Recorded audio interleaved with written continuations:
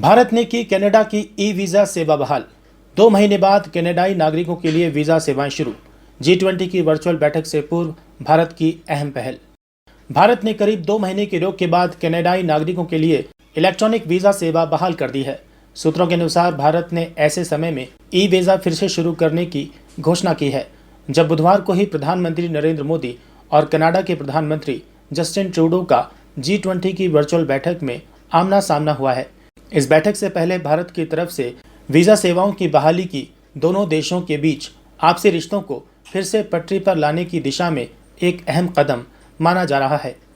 BLS international के अनुसार Canada स्थित भारतीय मिशन ने अपनी वीज़ा सेवाओं को 21 सितंबर से अगले आदेश तक निलंबित कर दिया था। तब उसने मिशन के संचालन संबंधी कारण दिए थे।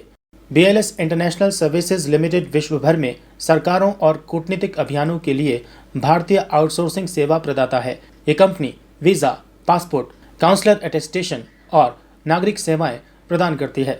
बता दें कि ये तनाव तब शुरू हुआ जब सितंबर में कनाडा के प्रधानमंत्री जस्टिन ट्रूडो ने खालिस्तानी आतंकी हरदीप सिंह निज्जर की हत्या में भारतीय एजेंटों के शामिल होने का आरोप लगाया था। उन्होंने इन आरोपों को दोहराते हुए कनाडा की संसद में भारत सरकार पर कैनेडियन नागरिक की हत्या कराने का आरोप लगाया था। इसी साल 18 जून को निज्जर की हत्या ब्रिटिश कोलंबिया में कर दी गई थी। भारत निज्जर को वर्ष 2020 में ही आतंकवादी करार दे चुका है। भारत ने जस्टिन ट्रूडो के आरोपों को बेबुनियाद और गलत मंशा से लगाया आरोप बताया। इस आरोप के कुछ दिनों बाद भारत ने घोषणा की कि वे अस्थायी रूप से कैनेडियन नागरिकों को जारी ई वीज़ा को निलंबित कर रहा है। साथ ही कनाडा को कहा कि भारत में अपने कूटनीतिक दल बल को तार्किक आधार पर कम करे और अपने आरोपों के पक्ष में कोई सबूत पेश करे। भारत ने कनाडा को आतंकवादियों और उसकी जमीन में फल फूल रहे भारत विरोधी तत्वों पर सख्ती बरतने को कहा है। कनाडा अभी तक सिर्फ आरोप ही लगाता रहा है और कोई सबूत नहीं दिया है।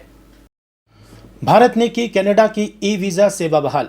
2 महीने बाद कनाडाई नागरिकों के लिए वीज़ा सेवाएं शुरू। G20 की वर्चुअल बैठक से पूर्व भारत की अहम पहल। भारत ने करीब 2 महीने की रोक के बाद कनाडाई नागरिकों के लिए इलेक्ट्रॉनिक वीज़ा सेवा बहाल कर दी है।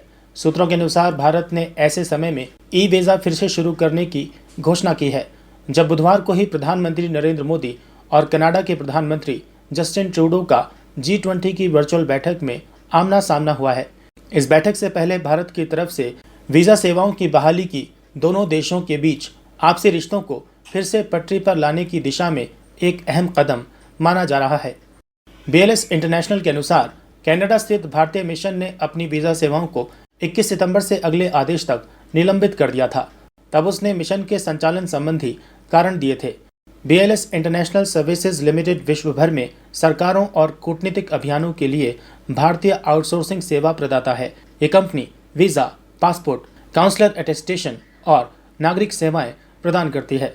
बता दें कि ये तनाव तब शुरू हुआ जब सितंबर में कनाडा के प्रधानमंत्री जस्टिन ट्रूडो ने खालिस्तानी आतंकी हरदीप सिंह निज्जर की हत्या में भारतीय एजेंटों के शामिल होने का आरोप लगाया था।